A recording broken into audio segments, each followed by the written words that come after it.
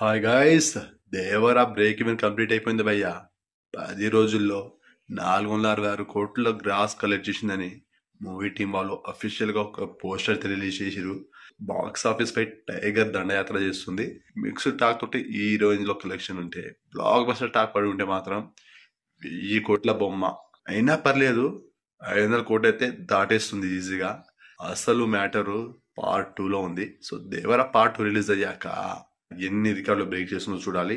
అదైతే పక్కా 1000 కోట్లు అయితే దాటేస్తుంది. అందులోనే కదా అసలైన మ్యాటర్ ఉండేది. దేవరని ఎవరు చంపారు అండ్ ఇంకా చాలా చాలా చాలానే ఉన్నాయి. అంతా దాచారు. పార్ట్ 2 కోసం వెయిట్ చేద్దాం.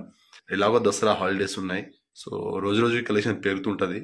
అండ్ పెద్ద పెద్ద మూవీస్ కూడా ఏం లేవు. ఈ దసరా సీజన్ మొత్తం దేవరావాని నడుస్తుంది. సో ఈ కలెక్షన్ ఎంతవరకు వెళ్తుందో చూడాలి.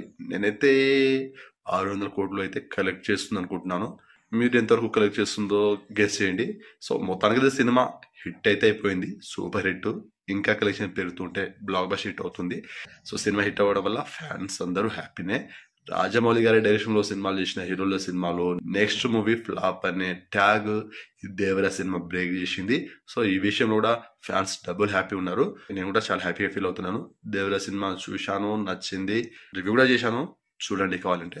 సో ఇది మరి వీడియోని లైక్ చేయండి, షేర్ చేయండి, ఛానల్ని సబ్స్క్రైబ్ చేసుకోండి.